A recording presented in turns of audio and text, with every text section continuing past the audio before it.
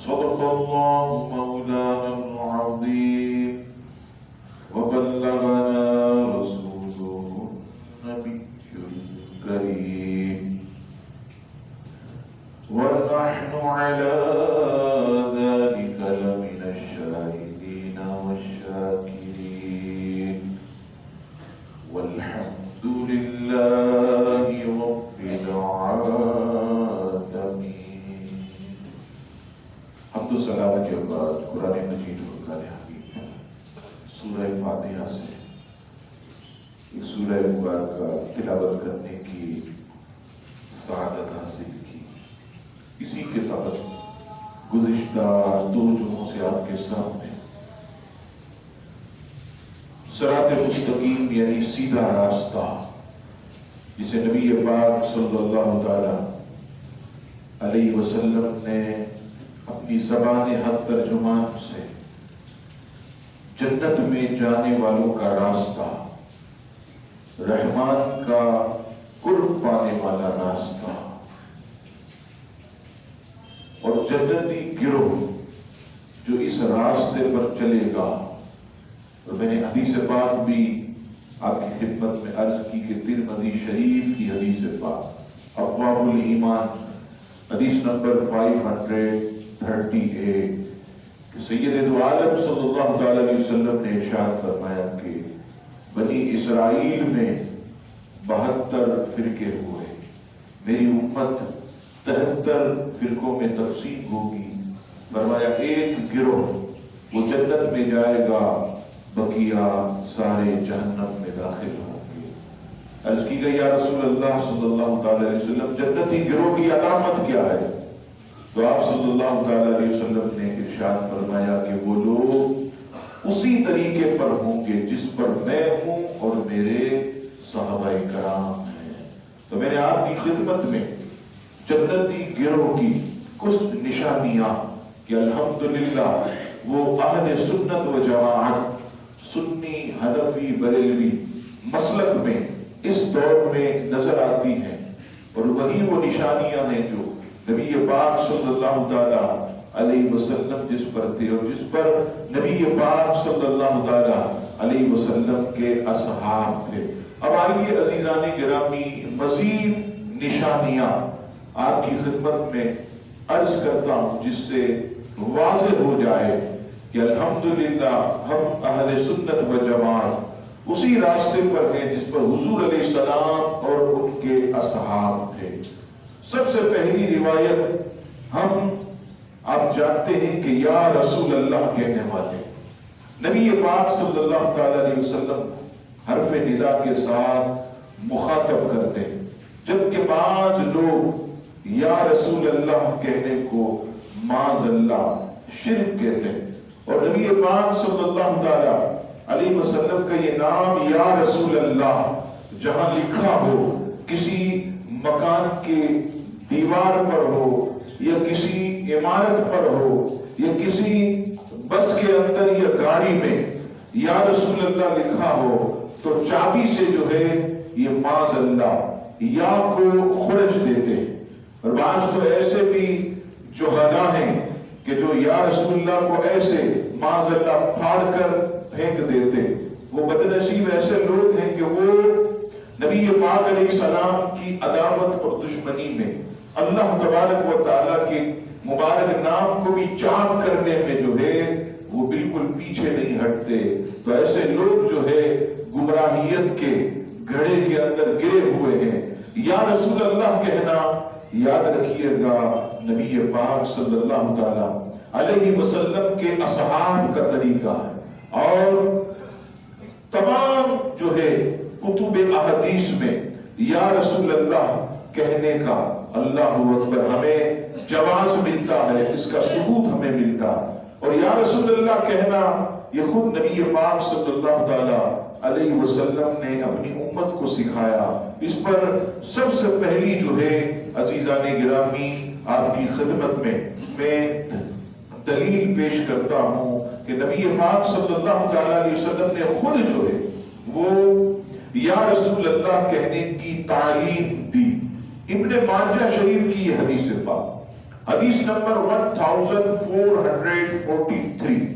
حضرت عثمان بن حنیف رضی اللہ تعالیٰ فرماتے ہیں کہ ایک نابینا شخص نبی پاک علیہ السلام کی بارگاہ میں حاضر ہوا. عرض کی یا رسول اللہ صلی اللہ علیہ وسلم دعا کیجئے، اللہ تبارک و تعالیٰ میری آنکھوں کو روشن فرما. نبی پاک علیہ السلام نے فرمایا چاہو تو صبر کرو، یہ تمہارے لیے بہتر. اس نے عرض کی یا رسول اللہ آپ دعا کیجئے میری آنکھیں روشن ہو جائیں.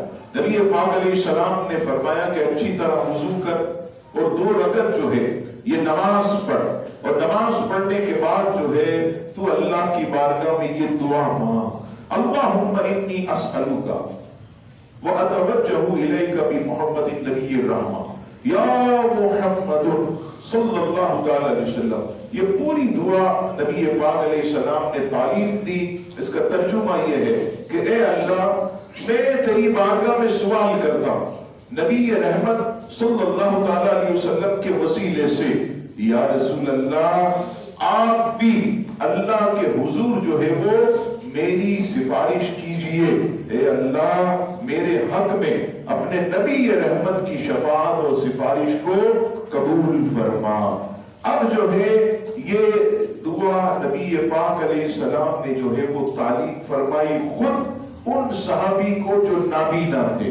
اب بتائیے کہ اس دعا کے اندر یا رسول اللہ یعنی یا محمد، یہ بھی یاد رکھیے گا کہ یا محمد صلی اللہ علیہ وسلم یہ ہمیں کہنے سے منع فرمائے، کیونکہ یہ صرف صحابہ کرام علیہ رضوان کے لیے خاص ہے.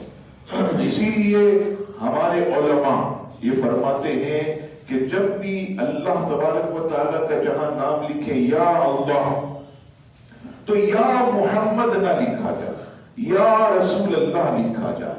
اگر کہیں اللہ تبارک و تعالیٰ کا نام اپنے گھروں میں بھی لکھوائیں تو ساتھ میں یا رسول اللہ صلی اللہ علیہ وسلم لکھوائیں، کیونکہ ہمارے لیے یا محمد صلی اللہ علیہ وسلم یہ کہنا منع ہے.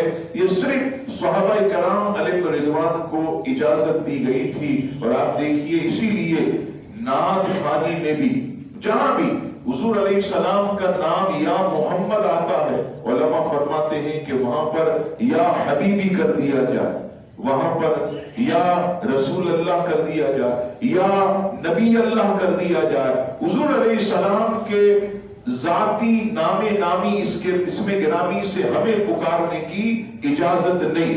تو اس دعا کو ہم پڑھیں گے تو یا رسول اللہ کہیں گے. تو یاد رکھیے گا کہ نبی پاک علیہ السلام کو جب بھی پکارے یا رسول اللہ، یا حبیب اللہ، یا رحمت للعالمین، یا شفیع المذنبین، اس طرح جو ہے نبی پاک صلی اللہ علیہ وسلم پر سلام بھی بھیجیں اور حضور علیہ السلام کو اس طرح جو ہے وہ پکارنا جائز ہے. تو عزیزان گرامی اس حدیث سے پتہ چلا کہ یا رسول اللہ کہنے کی تعلیم جو ہے خود نبی پاک علیہ السلام نے دی. اور اگر معاذ اللہ یا رسول اللہ کہنا شرک ہوتا، معاذ اللہ بدعت ہوتا تو حضور علیہ السلام اس کی تعلیم نہ دیتے. ہو سکتا ہے کسی کے ذہن میں سوال آئے مولانا صاحب یہ تو حضور علیہ السلام ظاہری حیات میں تھے، تو حضور علیہ السلام نے اپنے صحابی کو جو ہے یہ دعا تعلیم فرمائی. اب یہ کہتے ہیں کہ حضور علیہ السلام کے وصال کے بعد یا رسول اللہ کہنا، انہیں پکارنا یہ معاذ اللہ شرک ہے، یہ جائز نہیں. تو آئیے امام طبرانی معجم کبیر میں اس حدیث کو نقل کرتے ہیں اور یہی حضرت عثمان بن حنیف رضی اللہ تعالیٰ عنہ فرماتے ہیں کہ نبی پاک صلی اللہ علیہ وسلم کے بعد صدیق اکبر کا دور، پھر فاروق اعظم کا دور، پھر حضرت عثمان غنی کا دور آیا. حضرت عثمان غنی کا جب دور آیا تو ایک شخص جو سائل تھا، حاجت مند، اسے کچھ مال کی ضرورت تھی. اب حضرت عثمان غنی رضی اللہ تعالیٰ کی بارگاہ میں وہ جاتا تو حضرت عثمان غنی مصروفیت کی وجہ سے اس کی طرف توجہ نہیں دیتے. اب وہ تھوڑا پریشان ہو گیا تو یہی راوی حضرت عثمان بن حنیف جنہوں نے اس حدیث کو بیان کیا انہوں نے نوٹ کیا کہ یہ شخص بار بار امیر المومنین حضرت عثمان غنی کی بارگاہ میں جاتا اور حضرت عثمان غنی جو ہے مصروفیت کی وجہ سے اس پر توجہ نہیں دے پاتے. حضرت عثمان بن حنیف رضی اللہ تعالیٰ عنہ نے اسے بلایا. کہا کیا بات ہے؟ کہا حضور میں تو جو ہے سائل ہوں, حاجت مند ہوں, مجھے اتنے رقم کی ضرورت ہے. حضرت عثمان غنی رضی اللہ تعالیٰ عنہ کی بارگاہ میں جاتا ہوں لیکن وہ توجہ نہیں دیتے. حضرت عثمان بن حنیف فرماتے ہیں کہ تو ایک کام کر, اچھی طرح وضو کر. وضو کرنے کے بعد 2 رکعت نماز پڑھ اور نماز پڑھنے کے بعد حضرت عثمان بن حنیف نے یہی دعا بتائی, اللہم انی اسألوکا واتوجہ الیک بمحمد النبی رحمہ یا محمد صلی اللہ علیہ وسلم. ایک دعا بتائی اور کہا یہ پڑھ کے پھر تو حضرت عثمان غنی رضی اللہ تعالیٰ عنہ کی بارگاہ میں جانا, تیرا کام ہو جائے گا. اب وہ شخص 2 رکعت نماز پڑھتا ہے, یہ دعا کرتا ہے حضور کے وسیلے سے اللہ اکبر, اور پھر حضرت عثمان غنی کے پاس جاتا. تو حضرت عثمان غنی پہلے تو توجہ نہیں دیتے تھے, اب جو ہے اسے دیکھ کر قریب بلایا اور اپنے برابر میں بٹھایا. تو بٹھانے کے بعد کہا کہ تیری کیا حاجت ہے, تیری کیا خواہش؟ عرض کی حضور مجھے اتنا مال چاہیے, میں حاجت مند ہوں. حضرت عثمان غنی رضی اللہ تعالیٰ عنہ نے وہ مال بھی دے دیا, حاجت بھی پوری کر دی اور فرمایا کہ آئندہ بھی کوئی کام ہو تو تم میرے پاس آ جانا. اب وہ شخص سمجھا کہ میری سفارش جو ہے حضرت عثمان بن حنیف رضی اللہ تعالیٰ عنہ نے امیر المومنین حضرت عثمان غنی سے کی ہے, اس لیے انہوں نے میرا کام کر دیا. اب وہ شکریہ ادا کرنے کے لیے گیا حضرت عثمان بن حنیف کے پاس. حضرت آپ کی بڑی مہربانی, آپ نے امیر المومنین حضرت عثمان غنی سے میری سفارش کی, انہوں نے میرا کام کر دیا. حضرت عثمان بن حنیف مسکرا دیے, فرمانے لگے میں نے کوئی سفارش نہیں کی, میں نے حضرت عثمان غنی سے تیرے متعلق کوئی بات نہیں کی, تو پھر یہ کام کیسے ہوا؟ حضرت عثمان بن حنیف فرماتے ہیں کہ جو تو نے سرکار کریم علیہ السلام کے وسیلے سے جو تو دعا مانگی ہے, یہ جو تیرا کام ہوا ہے یہ سرکار کے وسیلے کا صدقہ, حضور کے وسیلے کا صدقہ. اب بتائیے جو یہ کہتے ہیں کہ سرکار کے دور میں حضور نے یہ دعا بتائی, امام طبرانی معجم کبیر میں فرماتے ہیں کہ یہ دعا جو ہے حضرت عثمان بن حنیف جو صحابی رسول ہیں, حضرت عثمان غنی کے دور میں بھی انہوں نے یہ دعا بتائی. تو اس سے پتا چلا کہ صحابہ کا بھی عقیدہ تھا کہ یا رسول اللہ کہنا حضور کے وصال کے بعد جو ہے وہ جائز ہے. اب آئیے ایک ایسا مورخ جسے تمام مکاتب فکر مانتے, دیوبند بھی مانتے, اہل حدیث بھی سب مانتے, اس کا نام ہے ابن کثیر. ابن کثیر کی البدایہ والنہایہ, ابن اسیر نے بھی اس روایت کو نقل کیا. حضرت خالد بن ولید رضی اللہ تعالیٰ عنہ لشکر لے کر مسلمہ کذاب سے جنگ کے لیے گئے. البدایہ والنہایہ دوسری جلد ابن اسیر نے بھی اسے نقل کیا, ابن کثیر نے بھی نقل کیا, دونوں نے, اور کئی جو ہے وہ کتب احادیث میں یہ روایت موجود ہے. حضرت خالد بن ولید رضی اللہ تعالیٰ عنہ آپ کے ساتھ کتنے لوگ تھے؟ روایت کے مطابق صرف اور صرف جو ہے 20 سے 30 ہزار, اور مسلمہ کذاب کی جو فوج تھی اس کے ساتھ وہ 70,000 کے قریب. حضرت خالد بن ولید نے دیکھا مسلمان 20 سے 30 ہزار اور یہ دشمن کا لشکر 70,000 ہے, یہ کیسے لڑیں گے؟ جب جنگ شروع ہوئی, اللہ اکبر, حضرت خالد بن ولید کہتے ہیں کہ مجھے خدشہ ہوا کہ یہ 70,000 جو ہے یہ 20,000 مسلمانوں کو گاجر مولی کی طرح کاٹ دیں گے. ایسا لگ رہا تھا کہ یہ غالب ہو جائیں گے, ہم جو ہے وہ شکست کھا جائیں گے. حضرت خالد بن ولید رضی اللہ تعالیٰ سیف اللہ ہے, حضور علیہ السلام کے صحابی, آپ نے کہا اے صحابہ نعرہ لگاؤ یا محمد یا محمد, اے محمد صلی اللہ علیہ وسلم ہماری مدد فرمائیے. خالد بن ولید کہتے ہیں جب نے ہم یہ نعرہ لگایا اور جب آنکھیں کھولی تو کیا دیکھا کہ منظر بدل چکا تھا. پہلے ایسا لگتا تھا مسلمان شکست کھا جائیں گے, اب ہم نے دیکھا کہ مسلمانوں کو اللہ تعالیٰ نے غیبی قوت عطا فرمائی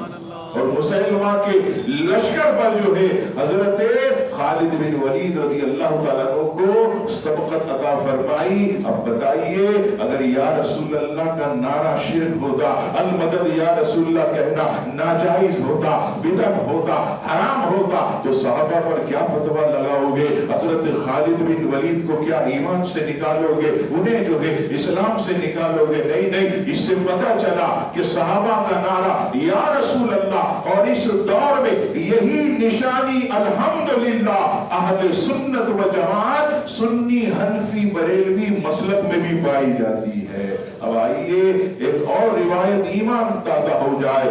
آپ جانتے امام بخاری رحمت اللہ علیہ کئی کتابیں آپ نے لکھی، تاریخ کبیر بھی لکھی، بخاری شریف جو ہے وہ آپ نے حدیث کی مایا ناز کتاب جو ہے وہ مرتب کی. ایک کتاب امام بخاری نے لکھی جس کا نام ہے ادب المفرد. ادب المفرد میں امام بخاری رحمت اللہ تعالی علیہ نے جو ہے وہ حدیث شریف کا ایک گلدستہ جمع کیا.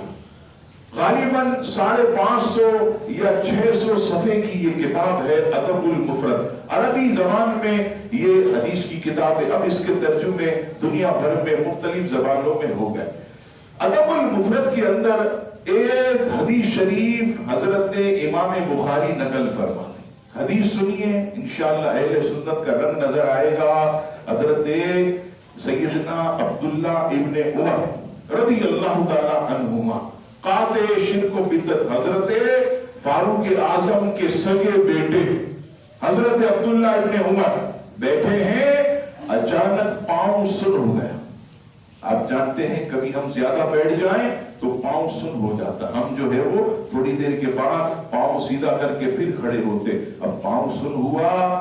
پاؤں جب سن ہوا تو آپ کے چہرے پر کچھ اسی نشانیاں ظاہر ہوئی. ساتھ میں ایک ساتھی بیٹھے. عرض کی حضور کیا ہوا؟ کہا میرا پاؤں سن ہو گیا. ساتھی نے کہا حضور انہیں یاد کیجئے جس سے آپ سب سے زیادہ محبت فرماتے. اب صحابہ کرام کس سے محبت کرتے ہوں گے؟ اللہ کے رسول سے، حضور علیہ السلام. حضرت عبداللہ ابن عمر رضی اللہ تعالی عنہما نے زور سے کہا یا محمد، یا محمد صلی اللہ علیہ وسلم، اے محمد صلی اللہ علیہ وسلم میری مدد فرمائیے. راوی کہتے ہیں آپ کا یہ کہنا تھا پاؤں فوراً درست ہو گیا.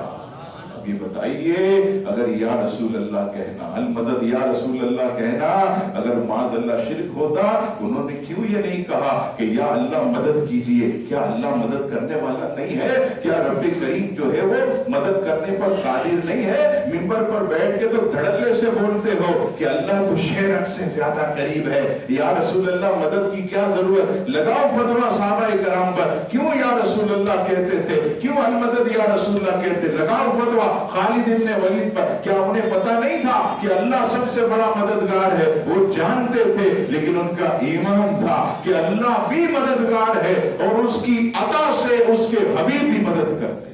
اس کی عطا سے اس کے حبیب بھی مدد کرتے ہیں. اور یہ بولنا بہت آسان ہے منبر پر بیٹھ کر اپنے پروگراموں کے اندر، اپنے اسٹوڈیو کے اندر، کہ کوئی دلیل نہیں ہے حضور سے مدد مانگنے کی. آؤ تمہارے پاس علم کی کمی ہے، علم حاصل کرو، تمہیں پتا چلے گا. روایتیں بھری ہوئی ہیں. صحابہ کرام علیہم رضوان نے کئی مقامات پر اللہ کے حبیب علیہ السلام کو یا رسول اللہ کہہ کر پکارا، مدد مانگی. کیوں؟ ان کا نظریہ شرک نہ تھا. ان کا نظریہ یہی تھا کہ حضور علیہ السلام بھی بعدد وصال مدد کرتے ہیں تو اللہ کی عطا سے کرتے ہیں، اللہ کی جو ہے وہ توفیق سے کرتے ہیں. اللہ تبارک و تعالی حقیقی مددگار ہے. حضور علیہ السلام اور دیگر انبیاء اللہ کی عطا سے مدد کرتے ہیں. تو عزیزان گرامی، یہ سرکار کا ارشاد کہ 73 فرقوں میں میری امت تقسیم ہو جائے گی، 72 جہنم میں جائیں گے، ایک جنت میں جائے گا. اور جنتی گروہ کی نشانی یہ ہے کہ وہ میرے اور میرے صحابہ کرام کے طریقوں پر ہوں گے. تو الحمدللہ صحابہ نے بھی یا رسول اللہ کہا، صحابہ نے بھی حضور سے مدد مانگی. اور اس دور میں الحمدللہ مذہب مہذب اہل سنت و جماعت سنی حنفی بریلوی مسلک کے اندر یہ نشانی جو ہے وہ پائی جاتی ہے. اب آئیے عزیزان گرامی، اذان سے پہلے درود پاک پڑھا جاتا ہے. لوگ کہتے ہیں بھئی یہ تم لوگوں نے ہری پگڑی مدنی والوں نے نکالا، کوئی کہتا امام احمد رضا نے نکالا. میں آپ کی خدمت میں عرض کرتا ہوں یہ بھی فتویٰ لگاتے کہ اذان سے پہلے کچھ پڑھنا یہ اذان میں اضافہ ہے. یہ اذان میں اضافہ، جس طرح رافضی جو ہیں وہ اذان کے اندر علی کا نام لے کر اضافہ کرتے، اس طرح تم نے بھی جو ہے اذان سے پہلے درود پڑھ کر معاذ اللہ اذان میں اضافہ کر دیا. آئیے میں آپ کو بتاؤں کہ دور رسالت میں اذان کیسے ہوتی تھی. ابو داؤد شریف کی حدیث پاک کتاب الصلاۃ حدیث نمبر 560. یہ ساری ابواب حدیث نمبر اس لیے عرض کرتا ہوں کہ ریکارڈنگ ہوتی ہے بعد میں بھی، اگر کوئی اسے سنے یا دیکھے ڈھونڈنا چاہے تو آسانی سے جو ہے وہ یہ کتاب الصلاۃ کی حدیث نمبر 519 میں مل جائے. کوئی یہ نہ کہے مولانا صاحب ہم نے تو پہلے کبھی نہیں سنی. جیسے لوگ کہتے ہیں بیچارے کبھی نہ درس قرآن سنا، نہ درس حدیث سنا، نہ کبھی علماء کے پاس بیٹھے اور کوئی بات بتا کہتے ہم نے تو کبھی نہیں سوچی. اور تو نے کیا سارے دین کا علم پڑھ لیا؟ تو نے سارا دین کا سمندر پی لیا کہ تجھے پتا کہنے لگتے ہو کہ بھائی ہم نے تو کبھی نہیں سنا. تو نے سنا کیا ہے؟ تو نے تو 10-20 حدیث نہیں سنی. کہتا میں نے تو کبھی نہیں سنا. یاد رکھیے یہ نہیں سنا تو تیری کوتاہی ہے. الحمدللہ دین تو سمندر کی طرح بہہ رہا ہے. دین تو جو ہے وہ روز روشن سے آیا ہے. اب آئیے دور رسالت میں اذان کیسے ہوتی تھی. حضرت محمد بن جعفر بن زبیر رضی اللہ تعالیٰ عنہ نے حضرت عروہ بن زبیر رضی اللہ تعالیٰ عنہ سے روایت. حدیث بڑی دلچسپ اور ہو سکتا ہے کئی لوگوں نے پہلے نہ سنی ہو. کہتے ہیں کہ بنی نجار کی ایک صحابیہ نے فرمایا کہ مسجد نبوی میں جتنے بھی مکان تھے ان مکانوں میں میرا گھر جو ہے یہ سب سے اونچا تھا، بلند تھا. حضرت بلال رضی اللہ تعالیٰ عنہ فجر کی آذان جو ہے وہ کہنے کے لیے فجر کی وقت سے پہلے میرے مکان کی چھت پر آ کر بیٹھ جاتے، انتظار کر کہ جیسے ہی صبح صادق ہوگا. اب ظاہر سی بات ہے گھڑیاں تو تھی نہیں، وہ وقت دیکھتے کس طرح؟ وقت دیکھتے موسم کہ کیسی صبح صادق کا وقت ہو گیا.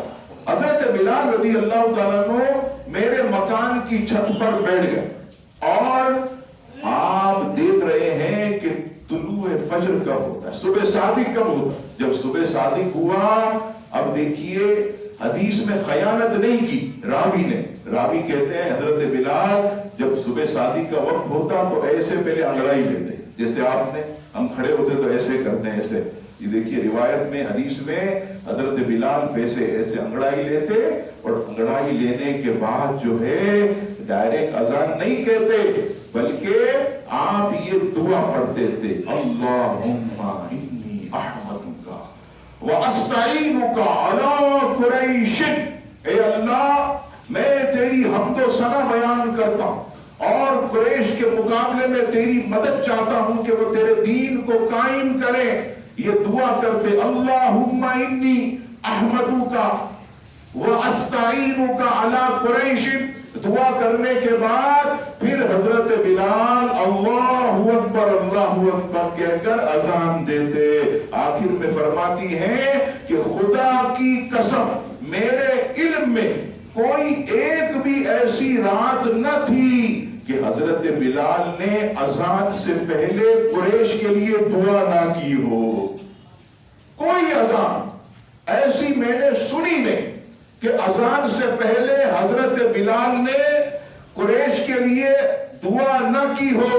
اب بتائیے حضرت بلال اذان سے پہلے قریش کے لیے دعا کریں تو کوئی رسول اللہ صلی اللہ علیہ وسلم نے یہ حکم نہیں لگایا بلال تم نے تو اذان میں اضافہ کر دیا. اگر ہمیں یہ کہا جاتا ہے کہ تمہاری اذان الصلاۃ والسلام علیک یا رسول اللہ سے شروع ہوتی ہے تو پھر حضرت بلال پر بھی حکم لگاؤ کہ ان کی اذان اللہم انی احمدک سے شروع ہوتی ہے. لیکن نہیں، اذان سے پہلے کچھ پڑھنا، اذان سے پہلے کوئی کلمات کہنا اگر بدعت ناجائز یا گناہ ہوتا تو حضرت بلال کبھی بھی قریش کے لیے دعا نہیں کرتے. اور اگر حضرت بلال کرتے تو اللہ کے رسول انہیں روک لیتے کہ اے بلال یہ کیا کر رہے ہو؟ اذان تو اللہ اکبر سے شروع ہوتی ہے، تم نے جو ہے وہ اللہم انی احمدک واستعینک علی قریش، قریش کے لیے دعا سے تم نے اذان شروع کی؟ نہیں، اللہ کے رسول نے بھی نہیں روکا۔ عزیزان گرامی، اب میں آپ کو بتاتا ہوں یہ درود و سلام کا سلسلہ کب سے شروع ہوا۔ کوئی کہتا ہے ہری پگڑی والوں نے 40-50 سال پہلے شروع کیا، کوئی کہتا ہے 100 سال ہوئے، کوئی کہتا ہے امام احمد رضا خان نے شروع کیا۔ میں آپ کو بتاتا ہوں یہ اذان پر دعاؤں کا سلسلہ چلتا رہا۔ لوگ جو ہے اپنے اپنے حکمرانوں کے لیے اذان سے پہلے دعا کرتے رہے، لیکن حضرت غازی صلاح الدین ایوبی 8ویں صدی کے اندر جب آپ نے مصر، لبنان اور مسجد اقصی جب آپ نے فتح کیا اور فتوحات کا جب آپ نے تانتا باندھا، تو جب آپ نے فتح و نصرت کا سہرا سجا کر جب آپ مصر اور عرب کے علاقوں میں پہنچے، اس وقت دیکھا کہ لوگ جو ہے وہ رافضی تھے اور اذان سے پہلے جو ہے اپنے رافضی حکمرانوں کے لیے دعا کرتے۔ حضرت سلطان صلاح الدین ایوبی نے کیا کیا اور اسے کس نے نقل کیا؟ کوئی عام آدمی نہیں ہے، 8ویں صدی کا عظیم محدث علامہ امام عبدالوہاب شعرانی رحمت اللہ۔ امام عبدالوہاب شعرانی رحمت اللہ علیہ کشف الغمہ، یہ آپ کی کتاب 2ری جلد میں آپ نے نقل کیا۔ صلاح الدین ایوبی علیہ رحمہ سے کہا حضور یہاں پر لوگ جو ہے وہ رافضیوں کے لیے اذان سے پہلے دعا کرتے ہیں، اب تو آپ حاکم ہیں، اب آپ بادشاہ ہیں، اب آپ جو ہے یہاں کے سلطان ہیں، آپ اجازت دیجئے کہ اذان سے پہلے ہم جو ہے وہ آپ کے لیے دعا کریں۔ حضرت سلطان صلاح الدین ایوبی نے 8ویں صدی کے اندر یہ قانون بنا دیا کہ اب جو ہے اذان سے پہلے کسی حاکم کے لیے دعا نہیں ہوگی۔ لوگوں نے کہا کہ آپ کے لیے، کہا میرے لیے بھی نہیں، تو پھر کیا کریں؟ صلاح الدین ایوبی کہتے ہیں اب جو ہے وہ انشاءاللہ اذان سے پہلے سرکار پر درود پڑھا جائے گا۔ 8ویں صدی 15ویں چل رہی ہے، بیچارے کو پتہ ہی نہیں ہے کہ یہ سلسلہ شروع کب سے ہوا۔ اور آپ کلمات پڑھیے، کشف الغمہ میں پورا خط موجود، امام عبدالوہاب شعرانی کا، وہ جو آپ نے اپنے پورے سپاہیوں کو جو اعلامیہ جاری کیا سرکاری طور پر، اس میں کیا لکھا ہے؟ کمال دیکھیے، ایمان تازہ ہو جائے۔ اللہ اکبر۔ سلطان صلاح الدین ایوبی لکھتے ہیں اور علامہ امام عبدالوہاب شعرانی رحمت اللہ تعالیٰ نے کشف الغمہ میں نقل کرتے ہیں، پورا خط لکھا ہے اب اذان سے پہلے میرے لیے دعا مت کرنا، اب اذان سے پہلے سرکار پر سلام بھیجنا، اور اس کے کلمات یوں ہوں گے الصلاۃ والسلام علیکہ یا رسول اللہ، الصلاۃ والسلام علیکہ یا رسول اللہ۔ یہ 8ویں صدی کے اندر الحمدللہ عزیزان گرامی یہ اہل سنت و جماعت کا شعار رہا۔ تو آپ خود دیکھ لیں کہ صحابہ اذان سے پہلے قریش کے لیے دعا کرتے تھے، ہم الحمدللہ اذان سے پہلے سرکار کے لیے دعا کرتے، حضور علیہ السلام کے لیے دعا کرتے تھے۔ الحمدللہ صحابہ کے مشن پر جو ہے ہم موجود۔ اب آئیے اذان کے بعد درود پڑھنا۔ ترمذی شریف ابواب المناقب حدیث نمبر 1549، حضرت سیدنا عبداللہ ابن عمر رضی اللہ تعالی عنہما سے روایت، رسول اللہ صلی اللہ تعالی علیہ وسلم نے ارشاد فرمایا کہ جب مؤذن سے اذان سنو تو وہی کلمات دوہراؤ جو وہ کہے، یعنی وہ کہے اللہ اکبر اللہ اکبر، تم بھی کہو اللہ اکبر اللہ، وہ کہے پھر اللہ اکبر اللہ اکبر، تم بھی کہو۔ اور سرکار فرماتے ہیں کہ جب اذان ختم ہو تو پھر مجھ پر درود بھیجتے رہو، اذان ختم ہو تو مجھ پر درود بھیجو۔ اس سے پتا چلا کہ اذان کے بعد درود پڑھنا یہ نبی پاک صلی اللہ تعالی علیہ وسلم نے خود ہمیں تعلیم عطا کر۔ آج آپ بتائیے کون مائی پر اذان کے بعد درود پڑھتا ہے؟ کون شرماتا ہے؟ اس سے پتا چلا کہ نبی پاک علیہ السلام نے جو فرمایا کہ جنتی گروہ کی یہ علامت وہ میرے اور میرے صحابہ کے طریقوں پر ہوں گے۔ حضور نے ارشاد فرمایا اذان کے بعد درود، اور اس پر کافی و شافی علماء نے کلام کیا۔ امام شامی رحمت اللہ علیہ نے اذان کے بعد درود پاک پڑھنے کو جائز لکھا، عالمگیری میں اذان کے بعد درود و سلام پڑھنے کو جائز لکھا، طحطاوی المراق الفلاح اس کے اندر اذان کے بعد درود و سلام پڑھنے کو جو ہے وہ جائز لکھا اور مستحب لکھا، ثواب کا کام لکھا۔ اور عزیزان گرامی ہو سکتا ہے کوئی کہے کہ بڑے جھوم کر جمعے کی نماز کے بعد آپ سلام پڑھتے ہیں، یہ تو بدعت ہے، صحابہ نے کبھی نہیں پڑھا۔ اور جمعے کے دن خاص نماز جمعہ کے بعد یا نبی سلام علیکہ مصطفیٰ جان رحمت پہ لاکھوں سلام۔ سنیے امام سخاوی القول البدیع میں حدیث پاک نقل کرتے رسول اللہ صلی اللہ تعالی علیہ وسلم نے ارشاد فرمایا اے میرے غلاموں، جمعے کے دن مجھ پر خاص درود بھیجا کرو کہ اس دن فرشتوں کی حاضری ہوتی ہے، روز ہوتی ہے۔ سرکار فرماتے خاص جمعہ کہ میرے غلاموں جمعے کے دن خاص بھیجو۔ سرکار نے فرمایا خاص جمعے کے دن مجھ پر درود بھیجو، فرشتوں کی حاضری ہوتی ہے۔ بس اہل سنت نے سرکار کے ارشاد کو سینے سے لگا کر لبیک کہہ کر ہر جمعے کی نماز کے بعد صلاۃ و سلام پڑھنے کا آغاز کر دیا۔ الحمدللہ یہ سعادت۔ اور عزیزان گرامی یہ درود و سلام آپ دیکھیے صرف اور صرف اہل سنت میں نظر آئے گا، حق مذہب بریلوی مسلک میں نظر آئے گا۔ اذان سے پہلے درود، اذان کے بعد درود، اقامت سے پہلے درود، اقامت کے بعد درود، نماز سے پہلے درود، نماز کے اندر درود، دعا سے پہلے درود، دعا کے بعد درود۔ آپ مسجد میں آئے آپ بالکل درود و سلام، یہ سب کہاں سے؟